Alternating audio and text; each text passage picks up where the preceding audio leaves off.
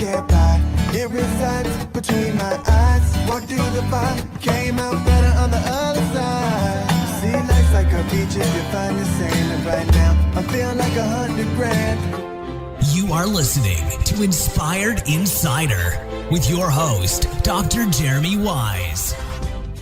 Dr. Jeremy Weiss here, founder of InspiredInsider.com, where I talk with inspirational entrepreneurs and leaders. Today is no different. I have Patrick Stiles of Vidalytics. And Patrick, before I formally introduce you, I always like to point out other episodes of the podcast people should check out. Since this is part of the SaaS series, okay, some good ones are, I had one of the co-founders of Zapier, Wade Foster, on. He talked about growing the company. That was a good one. One of the founders of Pipedrive. I think at the time they were 10,000 customers. Now they're over 100,000 customers. So it was a crazy journey. We were talking before we hit record. It's like hashtag entrepreneur life. Just stuff happens. And that was a crazy journey. He actually had a brain tumor, and may he rest in peace. He passed away. But, it was kind of a crazy journey with everything throughout. Also, one of the founders of Mailshake. They do cold email and many more on InspiredInsider.com, right? Real founder stories and the journey. So check it out. This episode is brought to you by Rise25. At Rise25, we help businesses give to and connect to their dream relationships and partnerships. We do that in a few ways. One, we're an easy button for a company to launch and run a podcast. We do the strategy, accountability, and the full execution and production. Number two, we're an easy button for companies gifting. So we make gifting and staying top of mind to your best clients, partners, prospects, simple and affordable. You give us the address list and we'll do everything else. And we kind of send Patrick like a campaign of gifts. So it's not like one gift. It's like we will go, okay, let's send them a gift every 3 to 4 months for 4 years. Okay. And so, we kind of call ourselves the magic elves that run in the background to make it stress-free for companies to build amazing relationships. For me, the number one thing in my life is relationships. And I'm always looking at ways to give to my best relationships. And I found no better way over the past decade to, one, profile the people and companies I admire, and two, send them sweet treats in the mail. So if you have questions, go to rise25.com or email us at support@rise25.com. Super excited to introduce Patrick Stiles. He's the founder of Vidalytics, one of the top video hosting and marketing platforms for direct response marketers. Patrick, I don't know if you know this. I geek out on direct response. I think the fundamental thing that's made me to where I am is two things: relationships and direct response. Okay. Amen. Direct response bleeds into everything. It bleeds into conversations. It bleeds into videos. We're going to talk about you. It bleeds into email. I want my kids to just read about direct response. And I think it's one of the best things they could do. So his path was not typical. Okay. He was expelled twice early on. He was, believe it or not, when I met Patrick the first time, I was shocked by some of these things. In and out of jail, he battled addiction, and he hit rock bottom before finally turning his life around. We'll talk a little bit about that. And since then, he's built multiple 8-figure businesses. And the videos on Vidalytics have driven over $2.5 billion in sales. And some of the top marketers and businesses have used Vidalytics to increase their sales. Some companies like Primal Labs and VShred and iClosed and Closed.io and Frank Kern and many more. So first of all, Patrick, thanks for joining me. Yeah, thank you for having me. I'm Super pumped to be here. That's a great intro. It's all factual. I'm gonna share my screen, and I just want you to start off and talk about Vidalytics and what you do, and we can poke around as you're doing that. Sure, let's do it. So go ahead. Talk about Vidalytics. Okay, so Vidalytics is a video hosting platform, which means if you want a video on your website, you would upload it to Vidalytics. You get a little snippet that you drop onto your website, and then we stream your videos for you. And we do that to make sure that they're super fast. But that's really just where things get started, because we also have dozens of features on top of the player, such as, this one that we're looking at right here. This is a video on kind of the top right there where it says, welcome back. You've already started watching this video. That's our resume play feature. So Jeremy's already been on our website. And because of that, it's given him the option to start off where he left off, or to start the video over entirely. There's our now exit playgate. That's another one. This is like a great demo, is showing all our stuff. Perfect. So yeah, this is really cool. So this is one of my favorite features because if somebody pauses your video, it means they're about to bounce. And if that's the case, you want to try to save the sale, right? And capture a lead or something like that. So this is an opt-in that pops up only when your video is paused. So they don't see it at any other time. So we have dozens of features just like this. And they're all designed to do one thing, and that is to turn a cold click into a paying customer on the very first day. And that's what our users do. That's kind of like what we specialize in. But of course, any kind of D2C or, kind of a company that's having marketing videos out there is going to be able to benefit from the stuff that Vidalytics does. And then, true to our name, of course, we have killer analytics behind the scenes, bar none, the best video marketing analytics in the world, where you have like segmentation and a lot of kind of drill down so that you can understand how people are engaging with your videos and ultimately, watching them and then purchasing as a result of them. Paid clicks to paying customers. I like that headline, actually. Yeah, thanks. You talked about some of the features, and I always like, from like a software perspective, what the evolution looked like. Okay. When you first started Vidalytics, again, you can't boil the ocean. A lot of times people have limited team. Where did you start with Vidalytics? We started with analytics, and that's like one reason why we're called Vidalytics. But many years ago, I was running a online health company selling supplements, and my funnels had stopped working. So I had like multiple videos. One of them was new. One of them had ran for a while, but was no longer profitable. And I was like looking at the limited stats that I had in this other video player, and I was toggling between tabs trying to compare the two, and it was just really hard to do that. So as a result, suddenly it was like a eureka moment where I was like, oh my gosh, like they should put these two graphs on the same page and I should be able to change the date range. And why aren't they tracking conversions of how far somebody watches into the video before they actually purchase? There was lots of things like that I was like, wow, like I knew enough about tech because I've been building some custom kind of tech in my business just for like internal purposes. But I knew enough about it that I was like, this wouldn't be terribly hard to do. Like, this is very feasible. I understand like how like it would kind of work at a high level. So that was kind of the initial idea for Vidalytics. You can see here, like if you're listening to the audio, there's a video here, and you can kind of see actually on this page. I'm on the analytics page, where when you scroll over this, it shows which part of the video, how many people are watching, the conversions, the rewinds, the skips, right? Mm-hmm. Yeah, it's pretty cool. Absolutely. Yeah. And then like where Vidalytics really shines is that one, we're the only video platform that tracks conversions where you can see where somebody buys, like based on how far they watched into your video. But then like you can also segment it by all these different kind of metrics. So you can have things like you can look at viewers that bots or didn't, if they're first-time viewers or returning viewers, if they muted or unmuted, where it's embedded on your website, if you have the same video on multiple pages. They triggered a tag, which is something that you would fire over to your CRM to have like a marketing automation when they hit a certain point in your video. Devices, browsers, geography, time of day, day of week, but also we ingest URL parameters. What that means is that if you're running something like Facebook ads or any kind of ad platform, you have the tracking in the URL, we're going to grab that, and then you're going to be able to segment your Vidalytics stats based off of those parameters so that you can see like which ads are kind of driving the greatest engagement or the highest conversions in your videos. It allows you to really kind of prune ads a lot faster so that you're not kind of like, bleeding into a test budget trying to figure out like, which ads are going to turn into conversions on the back end, because if they're not watching your video, they're not going to ultimately buy. This is something else. We've done this report. Jeremy, we didn't even talk about this previously, but it's State of VSL, State of Video Sales Letters, which is what a lot of people on Vidalytics run.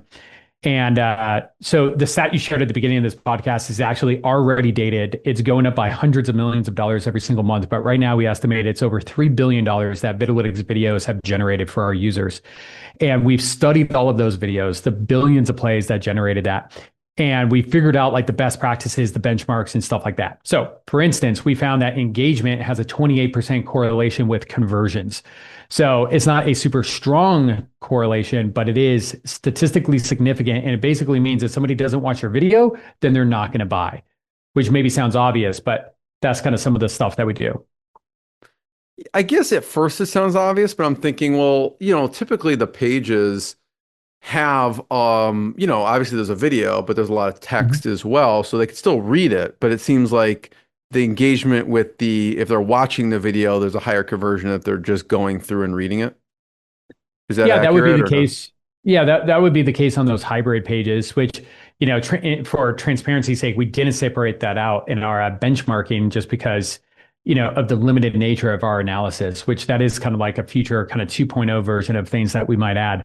We're constantly refining these benchmarks as well. Like every single week, we're coming up with new questions and then handing it over to our director of business intelligence. That's a Yeah. PhD statistician. So yeah, Talk about best practices because I've heard you speak before, sure. and you're a wealth of knowledge on. We talked about direct response, and what are some of the like kind of the format like from best practices? Because we're looking here at the video, right? There's Yeah. where is it converting, but there's a certain format or things that people are missing, or you have found that when they do include it, it helps. So, like from the beginning, middle, and end, what are some of the best practices of what to include? Yeah, I mean, like, look, every single video needs to have a strong hook, like a strong kind of opener. And that's going to be the very, very beginning of the video, like the first maybe like 10 seconds plus or minus. And from there, it kind of relates to the lead, which is going to vary more widely. But it would be the first several minutes of the video, depending on how long it ultimately is, right? So we deal with some long form content in a lot of cases. So that will be like a few minutes of like kind of opening arguments. Obviously, some videos out there are just a few minutes long in their entirety. So it's just going to kind of scale down proportionally there. But having a strong hook, a strong lead, kind of the opener of the video is going to make or break everything. So we have stats on, hundreds of thousands of videos, and we consistently find that like they just have a lot of drop off in the beginning of them. And video does convert better. People do prefer videos, but people don't always have time for video. They don't have time, or the rather the environment to turn on the sound, those types of things. So they're not necessarily always going to engage with it. So you want to hook them, and it's the same kind of marketing principles that relate to ads or anything else. So some other things that we found is that videos that have their controls on convert better. We found that Europe converts better than the United States by about 30%. A really fun kind of factoid is that Africa converts much less than North America, the United States, and Canada. But but their engagement is the same. So like the Africans that are watching videos on Vidalytics are engaging with them at the same rates as like North Americans, but obviously they're not purchasing at the same rate because these are North American companies marketing to North Americans in a lot of cases. So it's like that sort of thing is like very interesting. Kind of similar stuff with tablets that if you're driving leads with your business, a mobile device actually converts better than desktop. But if you're driving a sale, like a direct to consumer into your credit card and checkout type of thing, desktop's going to convert better. The thing that never converts better is tablets. Tablets convert worse significantly, I think by about 27%. So that's something that, I found kind of interesting when I think about it. I think it's because those people are ultimately not set up to purchase, either like circumstantially or like literally on their device to purchase on that. Like they don't have their credit card information saved in their tablet browser, or they're on the couch scrolling Facebook and they didn't really mean to kind of like, engage with anything like that. So we have some benchmarks of how far somebody or how much like engagement you should have so far into a video. For instance, 2 minutes into the video, you should have at least 33% engagement, which sounds like a big drop off, and it is, but that 33% can make or break the difference in basically it being a profitable funnel or not. So, when we found that, I found it very interesting. It's something that I look at all the time when I look at videos, if I'm looking at somebody's stats for them. However, what we also found on the other end of the kind of, graph, if you will, the end of the video is that only 3% of people make it to the very end of a video on average for Vidalytics. 3%, not a lot, but though that 3% accounts for 47% of all conversions. And this is kind of the thing, like, we deal with like conversion rates, I want to say around like 1.5 to 1.75 in 2025. That's about the average for a video on Vidalytics, which is more than enough to And most of these people scale. are, I assume, running cold traffic. So Most, yeah. yeah, Cold traffic, affiliate traffic, some warm traffic, like marketing automations, in-house email list, stuff like that. yeah. So Yeah, I've heard like I don't know if you know Brian Kurtz, I think he yeah, sent billions of direct mail and he says the same from like a direct mail perspective. It's like if it's a 1%, it's fantastic. yeah, So sounds like the same absolutely. similar to the video. Yeah. Yeah, I think 1% would crush. So it's just like, a little hinge can swing a big door in these types of things. And I think that people over-index for being engaging and funny or like kind of trying to like appeal to the masses with their videos instead of actually like calling out like, hey, this is for you if XYZ is true kind of stuff. Like, are you spending $10,000 a month on your advertising? If so, keep watching. And people kind of over-index for that because they kind of overly worship engagement, but it's actually, maybe like a little bit of a misnomer because if you're talking to everybody, you're talking to nobody. Any other parts that you find people make mistakes? Like maybe they make Everything. mistakes. You mentioned the strong hook, the lead, and then maybe towards the middle and end. What are some of the mistakes you've seen people make, or are they modified to increase conversions? Yeah, I mean, what's interesting is that videos, there's a lot of sentiment that videos are getting shorter, and actually, we're not seeing that in our data. There's like gurus that I'm friends with that are very very respectable, and they're saying that like just like longer form content is dead, and people don't want to watch that. But we're not seeing that in our data. I do think that folks that are either trying to get too into the pitch like too fast, so they're kind of skipping the like emotional rapport and indoctrination, that kind of stuff. I think that can be a major mistake. Or on the other side of it, if they're just maybe kind of going into that stuff too much. So, ultimately, kind of like, so what's the answer there? Well, you got to test, and it's going to depend on your audience. And that's really kind of like the crux of this is that, people are probably not testing enough. They're not paying attention to the things as much. And so many people are like, oh, yeah, I tried this, I tried that, it didn't work. And it's like, okay, like how many tests did you run? How many variations? How many iterations? Like, every time you spent $1, did you have a hypothesis that you were setting out to test and validate? Yeah, I mean, I don't remember who said this to me, but they said there's no such thing as long copy, just boring copy. And Amen. you've talked I love about that. this in a video too, which is it just because I don't remember who was interviewing you, but they kind of said, wait, is someone really going to watch an hour video? And you kind of make the point of, well, if you're solving a real pain for someone, Yeah. they'll watch the video. And I think you use the I don't know, the example of menopause, even though probably neither of us Yeah. at least I don't know that much about it, but it's a Same. huge pain point for people. So if it is, and they want the information, they'll watch the whole thing, Yeah, you know? absolutely. That's exactly it. Yeah, if you're talking to somebody's hopes, dreams, desires, their pains, their fears, the things that wake them up in the middle of the night, the thing that is like, an intrusive thought repetitively inside of their skull that they just need to solve, the one thing they're focused on, then yeah, you're going to have their attention as long as you continue to talk to that and you do it in a way that resonates. And that can be like kind of just getting things in order or like being different enough where they're not like, oh, I've heard this or this doesn't make sense or, whatever. So yeah, absolutely. And I feel like, Patrick, when I look at Vidalytics, some of those, and we mentioned mistakes people make or what increases conversion, some of those things you've kind of baked into the features themselves. So when I took a look here, obviously, you started with the analytics, going back to the evolution of the features, right?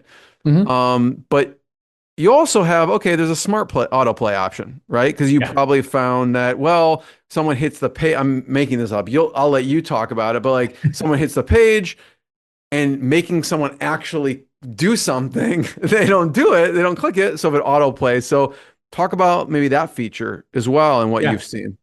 Yeah, absolutely. This is actually one that's really fun because it was like the first thing we did that got us traction. So we launched the analytics and just lots of things didn't like kind of like work out, just like from like a startup kind of story, right? We didn't get traction in the marketplace. And, then it was about a year later. I want to say it was around the beginning of 2018. The browsers blocked autoplay with sound. And that's the key distinction there. So they blocked autoplay with sound. So we were like the first people with like, a kind of autoplay that defaulted to mute if the browser was going to block it. And that's why we call it smart, because it's not just like, oh, hey, you have muted autoplay, but it actually is going to detect it. The browser is going to block the video from playing with sound. And if it does, then it's going to fall back to playing on mute. And if it doesn't, then it's going to play with sound. At least if you want that feature turned on and you have all this granular control, like under the hood with Vidalytics, that's like kind of like our mantra is that we give like a lot of control, like with like colors and copy and everything like that. So nothing's really kind of like inflexible from our features. So yeah, and then we tested different messages on top of the video player. Steve Weatherford, a big kind of guru in the health space, he came over to us as a user and he was like, hey, like we developed this kind of design for our smart autoplay. And it's the thing that's on your screen right there a second ago. Yeah, and this kind of looping video, that right there. Yeah, that square. That's something that they developed. And they're like, we tested this and it works, it works better. Like, so if we move over, will you build it? And we're like, yeah, of course. So we have like different message styles. And again, you can change the copy and the color that's like inside of those. So that was smart autoplay. What's really interesting about this feature today, something that we know from our benchmarking that we do. And by the way, like I will kind of talk about the future of our benchmarking and how we're building that into AI. And I actually might even be able to show something if we have a moment. Sure. But what we found is that 6.4% of the time, autoplay is going to be blocked by the browser. And that could be a browser extension. It could be like JavaScript disabled. It could be the phone on low power mode or data saving mode, something like that. It doesn't matter. But whatever, the reason, 6.4% of the time, a video is not going to play with autoplay.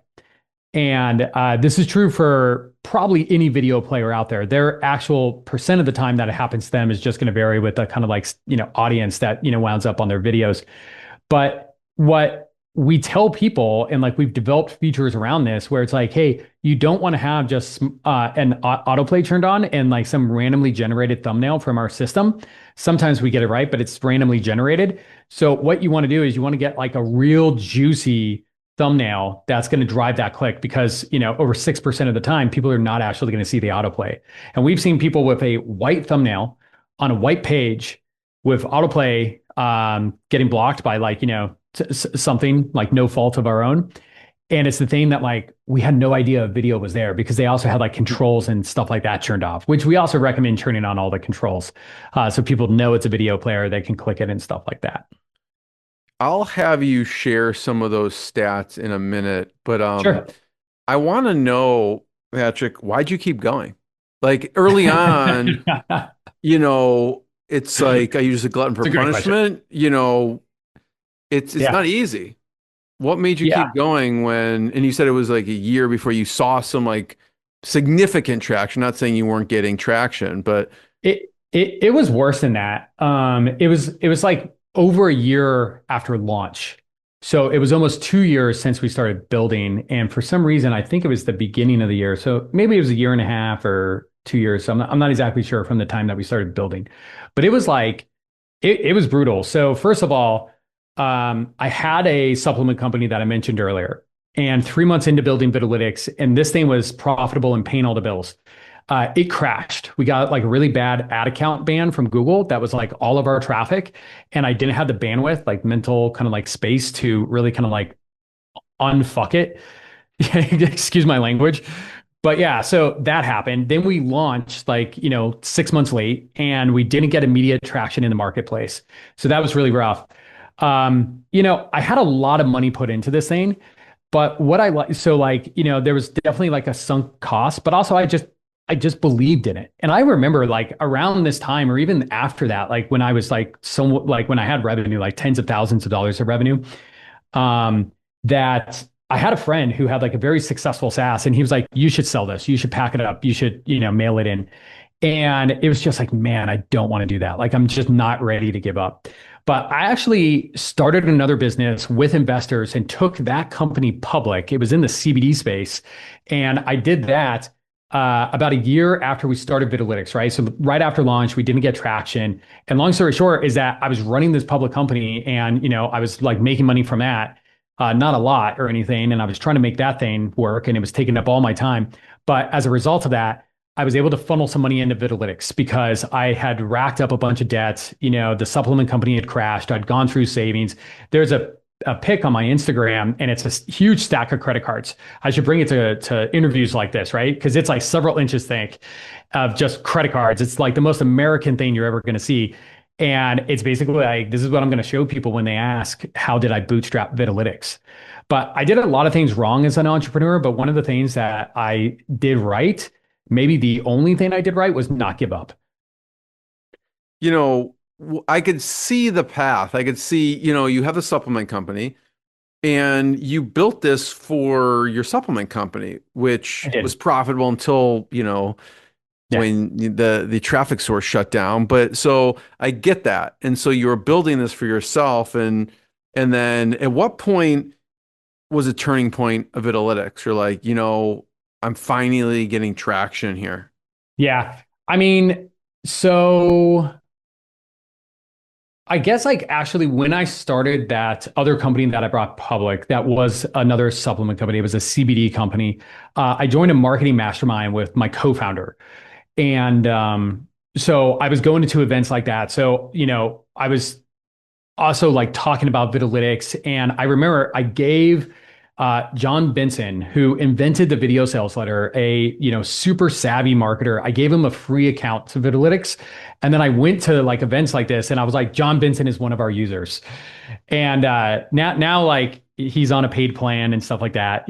So we sorted that out. But in the early days, like he didn't pay for like I think a few years, but I was just happy to have him using us, and when I was able to say that. That got us some initial traction where some other people were like, okay, I'm going to test you. And then we converted better than other video players. And then we did that smart autoplay thing shortly after that. And then we got some traction and we continued to grow. And then we really just kind of grew through product-led growth for a long while. But we were still very much in what I would describe as the stress zone, right? I still had 6 figures of debt. We basically did not have any profit. We might make $5,000 of profit in a month. And I'd be like, great, let's go hire somebody else. Or the next month it'd be like, less than that because we had some volatility in our numbers. So, it was just constantly hovering around that. And it was very much like, we needed to do so many things to grow the business and to turn it into a real business with the teams and departments and department heads, the executives, the processes, all that stuff, the stuff that we've really kind of dialed in to a large degree today. But we couldn't do it because we didn't have the money, because we're just stuck between a rock and a hard place. Then COVID happened. And it's really funny because I run Vidalytics with my ex-wife, Erica. And so that's an interesting dynamic. Yeah. It's fantastic. I love working with her. So yeah, we've worked together for 10 and a half years. We met when I was a digital nomad. I was living in Buenos Aires. And we met. We started dating, and within a month or two, I convinced her to come and work with me because she's super smart and she was very affordable at the time. Now she makes the big bucks. But I was drowning and stuff. So we were running this thing. In fact, the early days of Vidalytics, we were living in an apartment that was probably 500 square feet, a 1-bedroom apartment. And we were literally in the same room 23, 24 hours every single day. So the fact that she didn't kill me is really kind of a testament of how well we work together. So yeah. But so the reason I brought her up with COVID and just kind of the final big kind of breakthrough for us was that she dumped me at around the very end of January 2020. And then it was funny, we had a trip planned to New Orleans 2 weeks later. And I was like, do you still want me to go? And she was like, sure. So we went as friends. Wow, this is an amicable dump. Yeah. I feel like it'd be traumatizing, but it could have been. I mean, there was one time that I got drunk and I took a bunch of LSD and I kind of had a meltdown. And she kind of had to talk me down, she was taking an Italian lesson in the other room, and she came and found me screaming in the shower. But aside from that, the whole thing was very smooth. It wasn't very dramatic or anything like that. But we went to New Orleans and COVID was just happening. And I mean, we're probably one of the last flights and kind of trips before everything shut down. And we quarantined together for 3 months, and that was fine. But what was funny is that she dumped me and then the business literally took off. And we went from that stress zone of zero profit to then suddenly just growing by leaps and bounds because so many advertisers pulled their ads. like the world got scared. And so all the institutional money kind of left advertising, like, Facebook and Google, those ones. So then the people that use us, the people that are these savvy direct to consumer brands that really understand their numbers, they went all in because they saw the opportunities. So they were scaling hard. So we kind of rode that wave. So we have a lot of health advertisers on our platform. And normally in January, we have a bump, but this year we had a bump, and then February a bump, and March a bump, and we just kept growing. And it like never kind of pulled back, where oftentimes it can spike in January and then kind of pull back a little bit. But in 2020, that wasn't the case. So we covered our fixed cost, and we just hit variable cost. And I had $140,000 of debt at the beginning of 2020. And by August, I'd paid it all off. Wow. Yeah. That's incredible. A couple of things I just want to point out, which I think are interesting, is, the guerrilla marketing tactics of gaining influencers. And I think this is instructive for any company, whether it's software or service. Like, you approach some of the influencers in the space, gave them the product, and it gains street cred, right? It's like any company could do that with an influencer and help boost. And that was like an early on, kind of win, it sounds like, for you. So I wrote that one down. I was like, okay, that's a big takeaway for me anyways on that. And then, the other piece is, you mentioned the stats early on. So if you want to show that and then talk a little bit we'll talk about some use cases here, because, and we'll get specific, because there's a lot of different companies that we talked about from direct response. And I think showing some of these stats and then talking some use cases will be instructive. So I'll let you share your screen if you want to pull up some of those things, and we can talk through them. Yeah. Let me do And that. while you're doing that, I do want to give a big shout out to Chad Rubin. Patrick and I met. My man. You mentioned events, and we were both at ChatX, and I told him I would only mention him on this interview if he had ChatX next year, and he did not agree. He didn't confirm or deny that. But Chad runs Prophecy. If anyone wants to check it out, he's e-commerce whiz from a software and a product side. But I just want to give a shout to Chad. Let me give Prophecy a shout out, because that, like, I know a bit about it because me and Chad are in a SaaS mastermind together. The guy is crazy smart, one of my favorite people. And Prophecy is so amazing because what it does is it uses a custom in-house built LLM to optimize Amazon pricing to really kind of find the perfect sweet spot of your price on Amazon to result in the highest amount of profit. So it's not always about, having the highest or lowest price or the total number of sales or the highest number of sales, but it's about that kind of sweet spot of profit. So yeah, very cool person and business. And of course, he had a conference for his birthday, and that's where me and Jeremy met in person for the first time. Yeah, I called him this morning, and I was like, what do you want me to ask Patrick? And that's a good one. And he said, I want him to talk about all the supplements he gave me for my birthday and why I should take them, because I take them every day, but I'm not sure why. And I'm like, don't worry. I have biohacking highlighted on my questions to ask Patrick. So if you're listening, we will talk about all the, I say crazy in a nice way, crazy stuff that Patrick does. But insane. Yeah. But yeah. But anyways, we'll get to the stats first. Yeah, cool. So yeah, I'll do a quick run through of these. Let me share again. Boom. You can see my screen? Yep. Cool. And you see stats, right? Yep. Okay, cool. Okay, perfect. Awesome. So this is just like the inside of my Vidalytics account. You can see just like a high level overview of the stats here. And we have like different things here that we can see as far as how they're moving. Individual videos, kind of like a high level of this. But this is kind of like the command center for like what's happening with like my video account. But then what you can do is drill down on an individual video. Oh, excuse me. Wait. Yeah, this is what I want. Okay.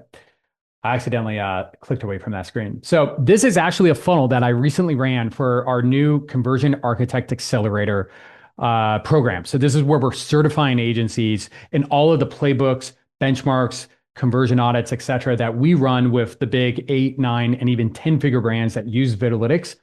So we're certifying agencies so that they can have these playbooks and a bunch of other stuff to basically go out, use with their clients. And then we also play matchmaker for those agencies where it makes sense with our users that need help from like, out external resources like them. So we just launched this funnel. And overall, this thing bombed. And let me just kind of show you this. Yeah, no, this is a dud. So I need to redo it. But first of all, this is the Vidalytics stats. So we can see this blue line is the audience engagement. The green line going up here in a choppy manner is conversions. I'm going to kind of like scale this down here so it's not like too busy and just focus on the So it's audience. interesting in the first, 3 minutes, like you said. Yeah. Yeah. So here, like, yeah, earlier I was saying we should be at 33% engagement 2 minutes into the video. Here we're at 13. So that's terrible. So this one, the lead is the problem here, is really the big problem. The other thing though is that we had 700 clicks to this. But a lot of that was our internal like testing and developing like the funnel and stuff from our team. So I'm going to add a segment over here and I'm going to add medium. And now I have different mediums here on this. And I have like social paid, which for some reason my QA team was using that. I have organic, which I don't know how that wound up here. But then I have CPC. And this is going to be, as you can see, 220 plays. So because of that, I'm able to just filter down these stats and then look, hey, what's going on with my video? Now, if I go back to that 2 minute mark, instead of having, what was it, 13%, now it's 19%. It's still way below the benchmark of where it needs to be, but it's better than it was before. So it's just kind of understanding, like, am I looking at the right data here? Because if not, I'm going to get kind of like lost in, this dirty data, for instance. So I could see here, like in this case, it helps you really, okay, let's look at this. Because if you don't have stats, you're like, okay, well, did people drop off? When did they drop off? And you're like, well, I think I need to improve my hook and my lead early on. What would it look like? Let's say that it looks good. And what other stats have you seen that it would indicate, okay, the offer is bad or the emotional hook is bad or whatever that, the other things that people have seen to improve? Yeah, absolutely. So, if you're getting engagement but not conversions, then that means you have a problem with emotional transference, right? That you have an engaging story, you have something that's entertaining people, but it's not converting people. So you need to kind of focus on like maybe like, so some people will kind of have like a hero's journey story in their video where they're talking about like, how they discovered XYZ. But then like, it might be like, oh, I went and hired this doctor and worked with them like one-on-one for 6 months. And now I have this supplement. And it's like, well, how are those two things equal? And it's not enough emotional transference onto the other product to kind of be like, hey, and I bottled everything that I learned during those 6 months into a single pill. That would kind of be like one example where it's that. It could be where, let me see here. I'm going to pull up something else here. So, oh yeah, well, I guess it doesn't matter because I don't have a lot of conversions on this. I could possibly go pull up another video. Looking at this, then obviously you're okay, I need to change the hook and the lead. What else? Is there anything else that you intend to do after seeing this, or is it too early to tell? You need more data. I'm definitely going to change up the lead for sure. That's going to be like the number one thing. So what I was going to show you here is that this is another video. And if I'm looking at basically the people who bought, this is going to be the audience engagement of the people that purchased. So it's in this video, this is one that ran for a long time. It generated just the people who purchased. Yeah. So here's people that didn't buy. Here's people that. So you could really kind of reverse engineer the behavior of a purchaser. Yeah. So what I would want to do in that case, if I'm getting engagement, but I'm not getting conversions or enough conversions is probably the case, then I'd want to come in here and I would filter out all the people that did buy and I'd look at just the folks that didn't. And like right here, like it's maybe hard to see on your screen, but there is a little bit of a drop off right here at like 3.5 minutes into this video. And it's right when we're showing the stock footage of the co-founder in this business. She didn't want to put her actual face there, so we used the stock photo, and basically some people are like reacting to that. Also right here, this is where the product's like kind of reveal is happening and the call to action is happening. So it's actually having a bunch of drop off there. So right here, and not all drop off is a bad thing, because if they're actually clicking the button to go and purchase, that's great drop off. You actually don't really care if they watch your video, you care if they buy. So separating out the buyers and non-buyers here is going to be really powerful for you to be able to be like, okay, they're dropping off here. Maybe I didn't do enough, kind of like selling or emotional indoctrination here before this. So that's kind of like some things that I would look at there. Little hard to say on this one because it's early days. I will say that we're dropping the call to action at 18 minutes or so. And I have 2 videos here pulled up. I'll talk about that in a second, but because we're doing a split test. So here is roughly where the call to action is being dropped in this video, where we're kind of allowing them to take the next step, which is applying to become a certified agency partner through our Conversion Architect Accelerator. And we have 8% engagement on one video, 6% on the other. It's just not enough, engagement. So, we could focus on changing the video of everything that happened before that, or we could just drop the button sooner. So that's something that else we'll try. And this is actually something that we have from our own data that, we found that the best converting videos have a call to action drop 35% into their video. So, and the worst converting videos have it 70% in there. Interesting. Yeah. So, and then the other thing I'll just talk about here is that so here, I have this segment applied and I have 2 videos pulled up. So let me just turn off some of the stuff. So we're only looking at paid traffic to the 2 different videos that we ran in a split test. And we can see that, 18 minutes into the video, we have 5 viewers on 5 viewers on both of them. So it's just like they're kind of equal there in terms of engagement at this point in the video, although they are different lengths. So one's about 45 seconds longer, but it's just very, very low. So that's actually amazing because we got 7 people to watch the video and book a call. So what that means is that basically we got 70% of the people that made it to this point in the video wound up taking the next step and booking a call. So these people are very interested. I was talking to a partner about this recently, and he was saying like, well, you kind of want to drop the call to action when they've heard enough that they're interested, but not enough that they're like ready to buy. Because in this funnel, we're driving towards a phone call. We're driving leads. So it's kind of like, okay, let the sales team do their job. Yep. Yeah. I do want to talk about some use cases. Let's talk about vShred for a second. Yeah. Let me share all their secrets. I'm joking. Yeah. Yeah. Nick and Kevin, they would not like that. How do they use Vidalytics? They use it in their funnels. So yeah, they are buying ads and driving it into a funnel. And there's a Vidalytics video that is basically turning that click into a customer. So yeah. Getting too specific on so I do know some more things specifically about their overall funnel, both on the ad side and things that are happening once the click happens. I wouldn't want to get into that too specifically, even though it is kind of in the public domain, but yeah. I get it. Yeah. I saw them or someone from their company speak at Justin Goff and Stefan Georgi had an event years ago, Copy Accelerators. I think you know Austin, both Texas. of them. Yeah. And I think you were there also, right? I was there. We did not meet there, but Yeah. I was at that event. It's actually like 10 minutes from where I live now in Austin. And yeah, that was Nick, their CEO, I believe. And yeah, phenomenal talk. Who are some of your favorite copywriters and direct response marketers? My favorite. I mean, I grew up on John Carlton. He's going to be near and dear to my heart always. If I didn't discover John Carlton, I probably wouldn't be sitting here doing what I'm doing today.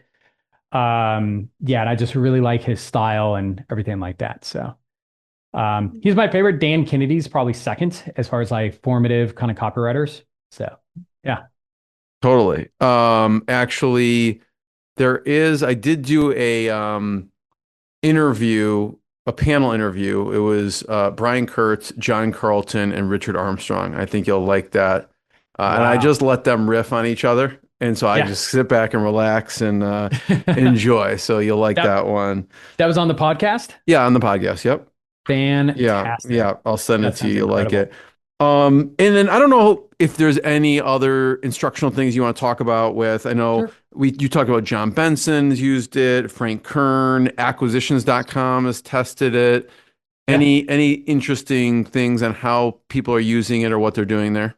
Sure. Acquisition.com is testing it right now. And I can tell you that it's going well.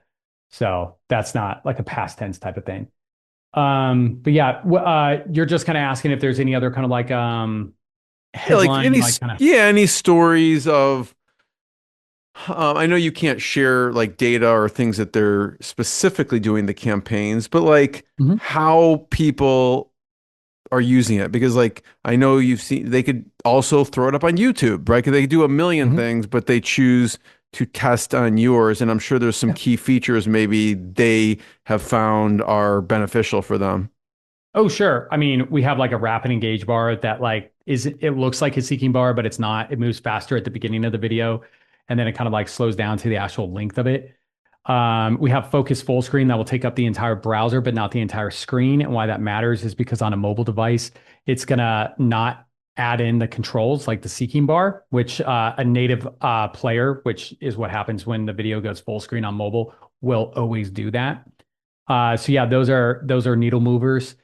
There's also some really kind of cool stuff that we have innovated, and other folks don't really have this, which is interactive videos. So being able to basically have a fork inside of your video. I can actually show you. Hold on here.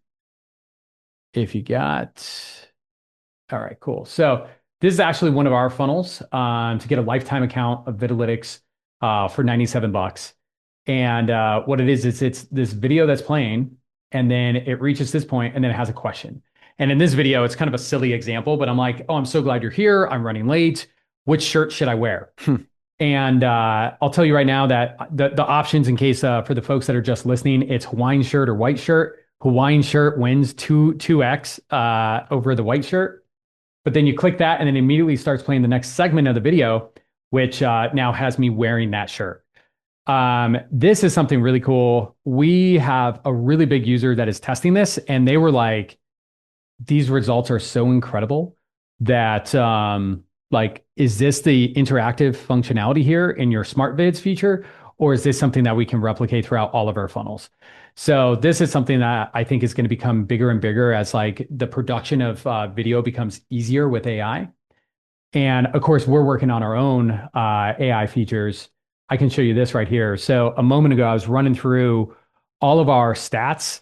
And like, I'll do that for users. And one of the number one questions that I get is like, can we hire you? And the answer is no. You could use my software and work with my team. And, I'm in the background if you really need me. But what we're doing is we're building all of that analysis into AI. So we're going to pump not only the stats from an individual video, but also our benchmarks into AI and then spit out a report that basically allows you to not have to do any kind of thinking, because the future of SaaS is going to be about results. And it's not like, let me log into your tool and learn how to use it, but it's going to be like, what should I do? What can I do to increase my revenue, or whatever, the ultimate benefit is. So this is actually one from that conversion architect video that I was showing you earlier. And this is like a report that kind of spat out after analyzing, tens of thousands of data points just on that one individual video with 200 plays. So this is like kind of the future of where we're taking things, and really excited about that. Patrick, on software in general, it's been an interesting SaaS journey, I'm sure. I'm just curious some of your favorite software in tech that you use. Oh, sure. I'm really geeky on productivity tools. So I am now trying to readopt OmniFocus for like the 10th time in my life. I've never fully really kind of ran it at scale, if you will. But yeah, so OmniFocus is something I'm using a lot. I like Scrivener. If I used to write a lot of copy, I don't as much as I used to, but it has this scratchpad feature that will, like, with a keyboard shortcut, it'll pop up on my screen and float on top of all windows. So I'm constantly taking notes in that thing all day long. I also use Timing. I think it's timing.app. But it's a time tracker for Apple devices, so Mac and iPhone. It is fantastic. I've used it for several years. So when people say like, how long did this take? Or how do you spend your time between these different areas? I can answer them like down to the second as far as like where my time is going.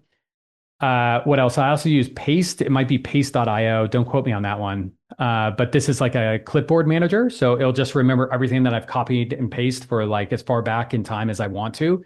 So constantly using That's that. helpful because I Yeah. feel like, oh, I copied this. Oh, I have to go back and I copied something else. So like Yeah. it's the last thing I copied. Yeah. Yeah. Nice. Yeah, exactly. Yeah. So I like ones like that. And then ClickUp. We use ClickUp. Big fan of ClickUp. One of Pretty the big. things, one of the things that when I was talking to Chad, and you're like, what is he going to say here? But Indeed. is we were chatting about this. Is like, how does addiction show up in other parts of your life? Sure. And he asked specifically, well, how is it maybe your journey helped you, but how is the addiction? And we could talk a little bit about your background too, if you want. Sure. It's pretty crazy. You know, that's putting it lightly. Yeah. How does it show up, the addiction Yeah. piece? Well, I think to give the folks at home a little bit of context on this is, I was a hardcore drug addict as a teenager. Um, and what that looked like was I started using drugs at 10. And yeah, like Jeremy said at the beginning of this, I, was expelled from school multiple times. I was in and out of jail. I was injecting crystal meth, among other things, every single day by the age of 16. My best friend died at the age of 17. At 19, I was homeless, shooting dope, dating a prostitute, getting in high-speed chases with the cops, and ultimately got a criminal record that, has followed me for the rest of my life. I'm not Trump. This thing actually holds me back. I mean, like I've been denied like apartments, jobs, all kinds of things like that. So that type of stuff, right? The criminality as a byproduct of my addiction absolutely forced my hand. And not only like where I lived, but where I worked and ultimately becoming an entrepreneur because I didn't have many other choices. I dropped out of high school, but I went back and completed a degree in finance and I loved it. And I would have loved to like, work in investment banking or something like that, but it just totally wasn't in the cards for me. I got a life and health insurance license. I couldn't get a job, even though I had the licensure. There was a lot of things like that. So being able to kind of go into entrepreneurship, something that was as exciting as doing drugs. Because let me tell you, when I was on the street and I was shooting dope with one-eyed homeless Bob, or getting in high-speed chases, or hanging out with, the cast of characters that you would associate with that type of situation, it was exciting. It wasn't always fun. It nearly was never safe, but it was exciting. And going from that to then like trying to get your life together, it's really boring. It's like driving 100 miles per hour on the highway, and then you like slow down to like 10 miles per hour. It feels like you're walking, and you pretty much are. So, it served as this thing that's been like very kind of as an anchor and something that's like engaging and stuff like that. And you know this, and I'm sure, anybody out there that started a business knows that it is hard. It is just constant challenge one after another. So how's it helped me? It's helped me from not completely destroying my life. The times that I have picked up a substance and like, not been sober, which, of the last 24 years, I've been sober 17, 18 years. So I've definitely been more on the straight and narrow than I haven't been. But, it's the times that I've gotten off track. I'm like, whoa, whoa, whoa, whoa, wait. I got to get back to my business because I want to build something big because I wasn't put on this earth to get stoned and watch television on the couch, but to do something, impactful. I want to know, how far I might be able to go in life. What helps you? I mean, I feel like with addiction, there's always going to be urges or temptations, Sure. regardless. How do you kind of combat that on a everyday or weekly basis, even thoughts wise? Sure. I mean, what's that process look like for you? It depends on where I'm at, like with recovery and substances, like in general, because it can be the type of situation where I'm just like kind of like cruising smooth and it's not so hard. There's other times where like, if I've fallen off the wagon, then it's like, yeah, I want to get loaded. And it's actually like, oh man, that sounds so great. But a lot of the time, it's battling what are considered the process addictions, which would be things like food, sex, porn, TV, sugar, also gambling. That's not one I'm afflicted with. So it's like the only addiction I don't have. Yeah. But yeah, the process addictions are the ones that are really hard. And I was actually reflecting on this recently because I work with a functional medicine doctor as part of like my health optimization, and she recently suggested that I try GLP-1, tirzepatide. So I'm actually doing that. I'm not terribly overweight or anything like that, but it's supposed Just to from actually like a help. cravings perspective. Yeah, it's supposed to help with like addictive impulses. So I was like, yeah, I'll try it. I'll try anything. And yeah, if it comes in a needle and I get to stick it in my body, I am game.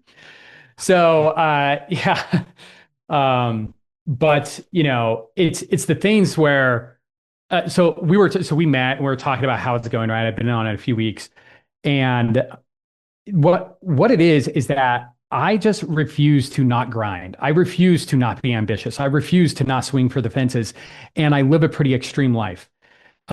Just like a lot of entrepreneurs, that it's just like atypical. It's not like I shut my computer at 5 p.m., Monday through Friday and like do not think about work ever again, until I'm like, back in the office. It's not like that at all. So I'm always grinding and I burn out as a result of that. And then the next thing is that my coping mechanisms can be bad, where, I'm reaching for sugar or TV or fill in the blank. And then those things become obsessive. And I find that in life, I'm either on a vicious cycle down or a virtuous cycle up. And it's one or the other. There is no coasting, because if you're coasting, you're technically going downhill. Anyways, but yeah, so it's watching out for those types of things and trying to get better habits in there. So like, the last week I started a really intense kind of like workout program, and I've been like very overtrained, underslept, undernourished, like 1,500 calorie deficits, and some other stuff. And I was just super, super burnt out. Is And that because of the GLP drug that you just aren't hungry at all, or are you actually restricting your diet on purpose? on purpose, Okay. absolutely on purpose. Yeah, I can pig out Because on the it. other ones I can relate to, the not eating as much, no, but like the Yeah, overtraining, not sleeping yeah, as much, yeah, yeah, you could put my name on the list for that one. for sure. Yeah, no, it's intentional. I'm actually going to dial it back a little bit. But what I was going to say is last night, like absolutely every single vice sounded amazing to me.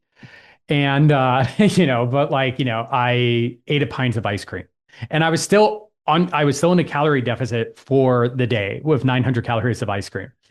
But it's like, kind of watching out for things like that. So it's like today, it's like, all right, I logged my food. Normally, when I might do that, I might not log my food. And then I'm like not paying attention to my calories. And then like, and I just like kind of compound the decision there. So trying to just make sure that I don't go completely off the rails is kind of like the MO these days. So I do want to talk about biohacking, supplements, stuff that Amen. you're doing. And, on that topic, for me, I've been pretty strict over the past year, because I do find like the sugar cravings and things like that. But what I do is I'll do, and this is, I didn't come up with this. I have a virtual personal trainer, Glenn Dawson. Shout out to Glenn, who Hey, assigns yo. me things. But I'll do a cheat day every 3 to 4 weeks and Cool. probably eat 10 to 12,000 calories on that day. That's And so me. so I find that afterwards, I'm like, I literally don't want to eat that stuff for like another month. So, so I am going to town for a day. And then, maybe the next day I don't eat for like a half a day, but then I'm pretty strict the rest of the 3, 4 weeks. So it gets it out of my system. And then, that creeps, that comes back around. I want to eat like 3 loaves of banana bread, 7 cookies, 3 peanut butter and jelly sandwiches, a giant thing from Jersey Mike's, and a slew of that's for lunch. So that's what I do. I'm so glad I'm on a GLP-1 listening to that list of food. I Exactly. think I've had like 500 calories today. I definitely would be hungry Oh otherwise. yeah. So talk about some of the supplements, some of the biohacking stuff, and I'm always interested in this stuff as well. Yeah, man. This is what you talked about in Chat X as well. So Oh yeah, that's right. Yeah, that was actually a really fun talk that I did, like with like no kind of like business interest in it at all. but just like a passion in biohacking. But yeah, that talk was kind of using Peter Attia's framework of mortality, of the four most likely causes of death if you're not going to be a heavy drinker or Yeah. texting and driving. Yeah. I did listen to And Outlive. People can check it out. Peter that's great. Attia's book, Yeah. Outlive, The Science and Art of Longevity. Yeah. So yeah, I mean, like, so I think that's a really good framework because if you're not covering the basis or the basics, then there's no point in doing all this like bleeding edge stuff. Which is kind of hard for me because I think people want to do like, oh, I want a cold plunge and hyperbaric and infrared sauna and like whatever. But it's kind of like, how's your sleep? How's your diet? How's your exercise? What's your VO2 max? So those are things that are like very kind of foundational and stuff. Yeah. It's not as sexy as like, yeah. Yeah, right. Yeah. Sleep, diet, exercise. It's the three basics, right? So yeah, talking about some of this stuff. I've been to Biograph, which is a facility in Northern California that Peter Attia is actually the chief medical officer for. And that's they did a bunch of testing on me. But the thing that was like the most special that I got done there was a CT angiography. So heart disease has killed most of the people in my family, and I've always had very high cholesterol until recently. I just went on a statin. But I went there, and my arteries are super clean. So yeah, I basically had like no buildup of plaque. So, and I was very young to get that. Like I had to kind of like convince them to give it to me, even though I was like paying for it already. But that was I really feel like cool. that stresses me out. Yeah. Not knowing that actually stresses me out. You know what the number one symptom of heart disease is? Heart attack. Okay, that means the way that people are finding out they have heart disease is by having a heart attack. That's what you call too little, too late. So yeah, that's not a good thing. Um, yeah, but so CT angiography was super interesting. Also, recently, one of the reasons I started working out so hard in the last week is that I'm now injecting some peptides, not the GLP-1, but ipamorelin and tesamorelin, and these are peptides. Without kind of getting into the nuance, but in short, a simplified kind of explanation is that they help your body produce more human growth hormone. So as a result of that, you want to like dial in your macros, work out. That's what I'm doing. But you don't want to take human growth hormone if you have what? Cancer, because you're going to feed the wrong cells. Lance Armstrong, actually, when he got testicular cancer, he said it was the only year that he had taken human growth hormone. So what I did, and cancer is obviously one of the big four things that can kill us. So I did a bunch of cancer screening before I started taking these peptides. And I'm going to do this absolutely every single year, even if I'm not taking these peptides. It's like skin cancer has like a 99% survival rate, cure rate, because you can see it. So you catch it at stage 0, stage 1. And cancers that are caught that early have a really high cure rate. This is the same thing with pancreatic cancer. One of the reasons why it's so deadly, in addition to be hard to operate on, is that it's just because where it is in the body, people don't find it very often. They find it later, when it's actually like exhibiting like symptoms. So what did I do for cancer screening? I did a liquid biopsy with the Grail Gallery test. I did a MRI with Pronuvo. And I obviously look at my skin, and then I did a colonoscopy. I was 40 when I did the colonoscopy. I just turned 41. And so I'm early. And you know what? I had 3 polyps and the type that would turn into cancer. And, it's not a guarantee on these things. It's going to be between 10 and 40%. I don't remember which type they were, so I can't tell you the exact probability. But if, it's now kind of 45 that they recommend colonoscopies, but it used to be 50. And here's the thing, at 40 years old, if I had a polyp that could turn into cancer, it is a slow growing cancer. So like you don't need to worry about colon cancer too much as long as you catch it early, because it's not very aggressive typically.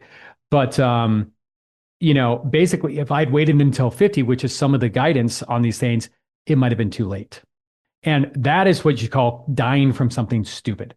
And the reason why you got to stack these things is because these different cancer screening modalities have different like effectiveness for different types of cancer. So like colon cancer, you can't really do with an MRI because it's looking at your colon and it might mistake fecal matter, poop, for cancer or vice versa, So you actually need to do a colonoscopy on that one.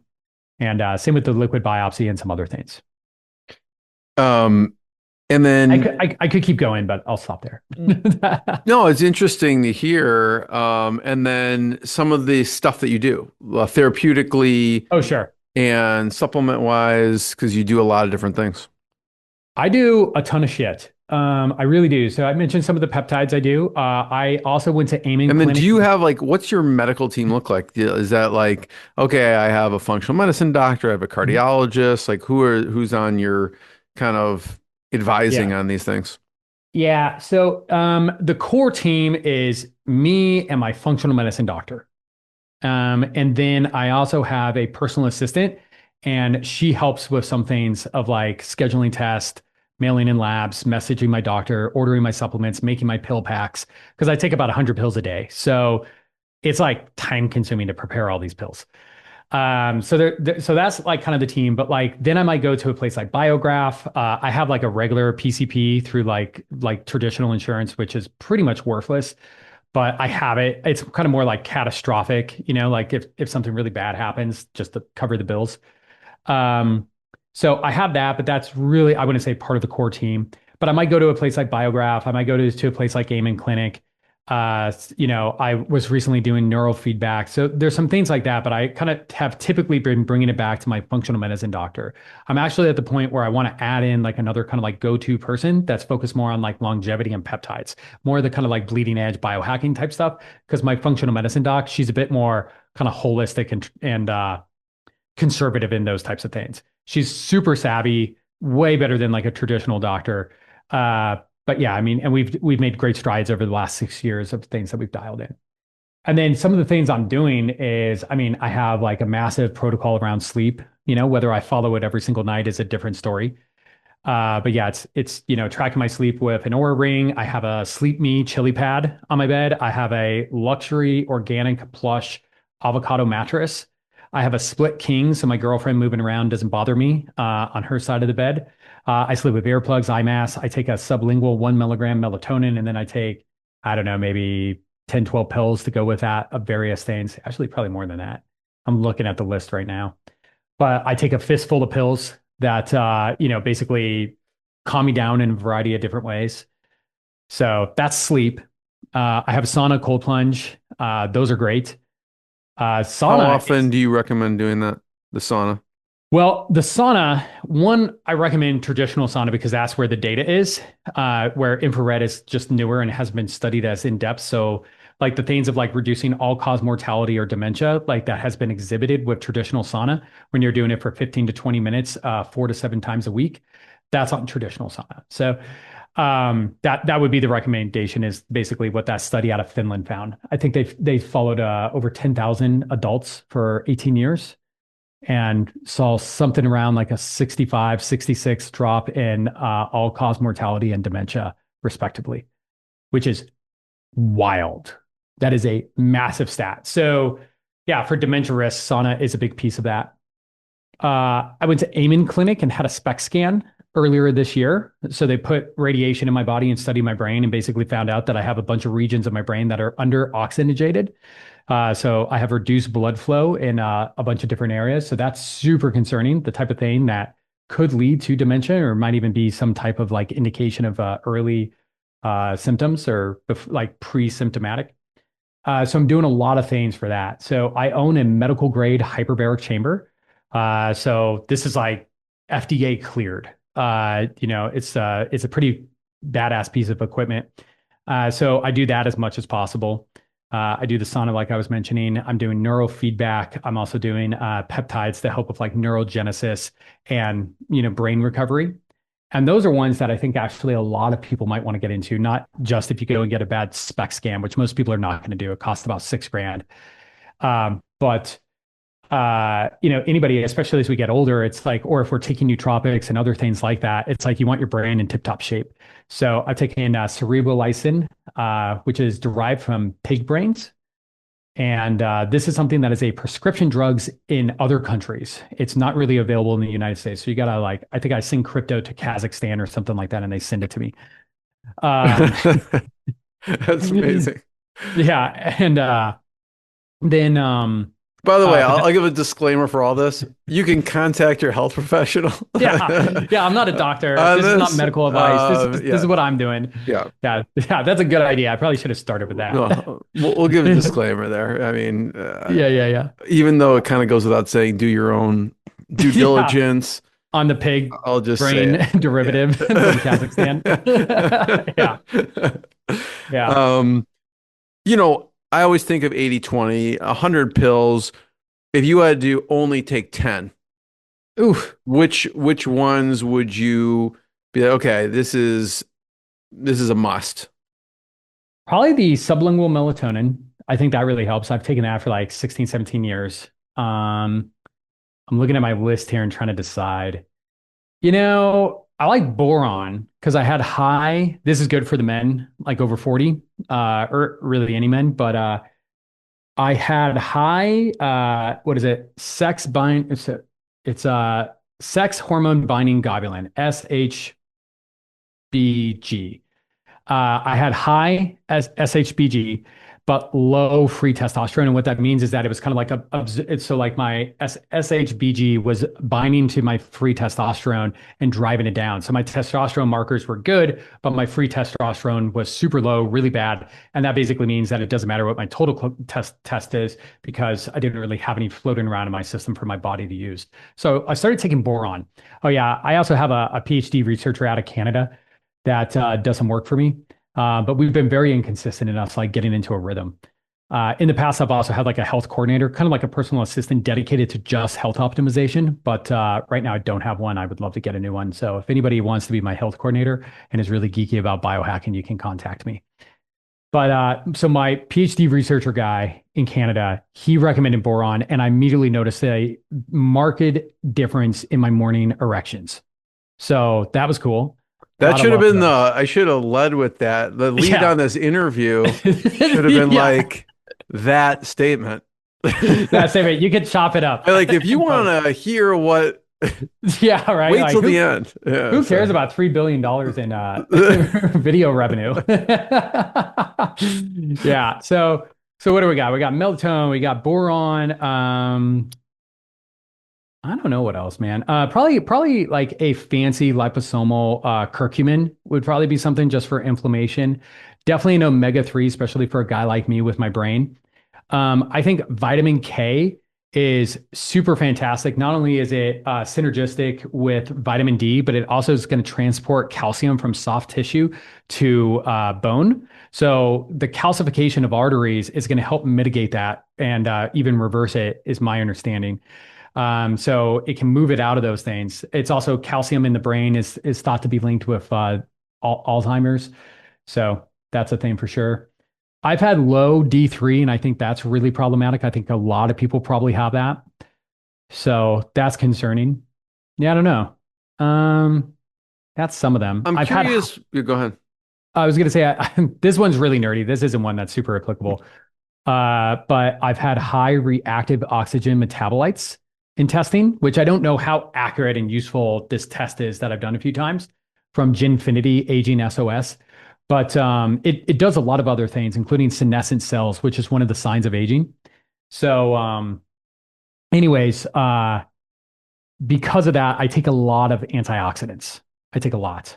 I think milk thistle is good for most people to just detox the liver. It's just like super proven to do that. And then I'll end on this, at least for the supplements, is a probiotic.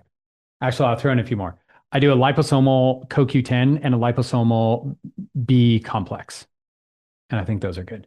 Do you prefer, from a probiotic standpoint, I'm curious, Mhm. do kombucha or any fermented foods or mostly just supplement side? I've done a lot of fermented food. When I was Yeah. living in Argentina, I was making my own kefir, which was like a fun experiment. Yeah. I've made like sauerkraut and stuff. Yeah. I've made kombucha for like 6 months until it looks like a big science experiment. And my wife made me take it off the counter, but Oh yeah. but yeah, Oh it yeah, with is the good. SCOBY. Oh yeah. Yeah. The SCOBY's gross looking. So yeah. For people that don't know, that's kind of like a fungus, like a mushroom thing that lives in this jar of kombucha and like ferments it, right? Yeah. Yeah, it looks like a crazy science experiment, but it's totally healthy, tastes good, and I flavor it. with like, you put like one raspberry in it and just flavors the whole thing. Um, I worry about the caffeine. I'm super sensitive to caffeine, so I don't do a lot of yeah, kombucha. 'Cause I it's do typically caffeine made. free. I do not have any caffeine. Oh, that's cool. That's what I Also, should do. I should yeah, get a SCOBY and make my yeah. own kombucha. Just, I mean, Yeah. the only ingredients really is the green tea. You just get a caffeine free tea, sugar, the SCOBY, Boom. and You're then just doing flavor it green tea. afterwards. Yeah, You're green doing green tea. tea. Yeah, Okay. yeah. So there's probably trace amounts because that's There's probably decaffeinated. is. Yeah, Yeah. yeah. But I don't, yeah, I don't do any caffeine either. Cool. Um, Nice. I'm curious protein, obviously Peter Attia talks a lot about that. What are you Yeah, doing from like I mean, let's put aside actual food. Like that's probably the best way to get protein with fish and sure. chicken, all that. But I'm curious, are there any protein powders or bars that you like? Because Um, as a busy entrepreneur, I'm always like, yeah. I always ask people what they do for that and what they like. My personal assistant, a big part of her job is food prep. So she's making a bunch of chicken. So I'll get like Mary's organic pasture raised chicken thighs because it's going to be higher in K2 and like the dark meat, I think a little healthier. She'll cook it in the Instapot, prepare that. It'll be in the fridge with a bunch of other salads. So typically the evening meal for me is a salad with chicken on it. Then I also do like soft boiled high quality eggs. Those are good. I'll do beans, quinoa, lentils, things of that nature. I have recently been doing Maui Nui, like venison sticks, but I was GPTing this and it turns out they're ultra processed because they have some like encapsulated citric acid thing in there. So I'm going to look for like a paleo fermented, Yeah. not ultra processed beef So you stick. steer away from protein powders and I do some. bars. So like, I'm curious, what do you like? I do some. I don't know if I know many of the brands that well, but last year I did several months of being vegan. That's when I met my girlfriend. I was like super fit, running 8 miles at a time, like vegan. Yeah, all kinds of things going for me. And You were now, vegan, and now you eat yeah, tons of meat. yeah. I'm aiming for yeah, and I also do marine collagen from Vital Nutrients, although they got acquired by Nestle, and that's kind of the devil. So I'm going to be moving away from that brand. Uh, but yeah, collagen is good, but it doesn't have leucine in it. This is actually something I was literally talking to my doctor about yesterday. And leucine is critical for the like growth of muscles. So she was saying that like she only gives collagen like half credit for the protein goals. But yeah, she was actually saying pea protein is probably the best vegetarian protein because it's going to have that leucine in it. Mm. There's a video. It's from like 9 years ago or 10 years Sure. ago. JP Sears, have you seen his stuff before? Yeah, I know the guy. Is if meat eaters acted like vegans. It's a very funny video. Uh, Nice. People to check it out. One last question, Patrick. First of all, thank you. Sure. It's always great chatting with you. Likewise. And I feel like I could absorb this for a long time. But my last question is really just some of your mentors and some of the who you've learned from throughout the years in business that have been Sure. influential for you. It could be, people personally, or it could be Yeah. just you've mentioned a few kind of distant mentors like John Carlton and Dan Sure. Kennedy. So some of your favorite mentors throughout the years for business. Yeah, I think like so like yeah, like I've studied people like John Carlton and that's been fantastic. But I've also like tried to make friends with people that are like further along than I am. My friends Sam and Damien, Chad, obviously they come to mind. Me and Chad are in a SaaS mastermind, so everybody in that group is super smart. Um, but yeah, those folks have been fantastic. Mike Colella, who unfortunately passed away. He did, really? Yeah. Oh my God. Yeah, founder CEO of AdBeat. Yeah, so him and I started I've a talked to him before a bunch of times in the past. I had no idea. yeah. Yeah, this was in 2021. Wow. So you're a little behind on the I'm way out of touch. yeah. Yeah. Yeah, I talked to him, I think like 2 days before he passed. We had started like a little SaaS mastermind together. And we had like maybe half a dozen, 8 people in it. And he was just so smart. I learned so many things from him. Additionally, I'll also say Jeff Fisher. PhD. He's out of North Carolina. He is a business coach of mine. And Jeff is super interesting because he is a PhD psychologist. So he's super savvy in a lot of different psychology topics, psychodynamics, psychometrics, things like that. But he's also got an MBA from NYU. He was a former Wall Streeter, and he was the COO of multiple hedge funds. So he is very savvy from a business perspective, but also very psychologically minded. There's like never really been a business situation that I brought to him and he didn't understand like the mechanics of like the business side of it. So, that's been great. He's been on retainer for 3 years running. And I just referred him out to one of my good friends yesterday that was asking for somebody like this.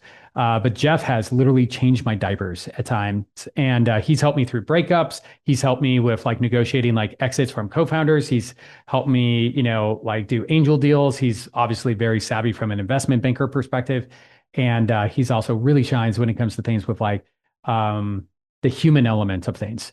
So like, the emotions, the relationships, like, all kinds of kind of like messy human things of leadership and running a company.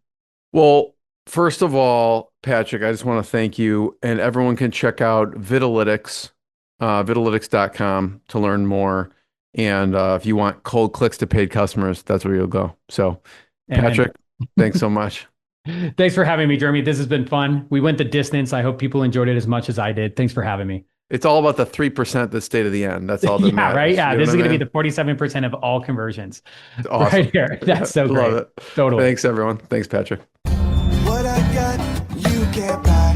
It resides between my eyes. Walked through the fire, came out better on the other side. See, life's like a beach if you find the sailing right now. I'm feeling like 100 grand.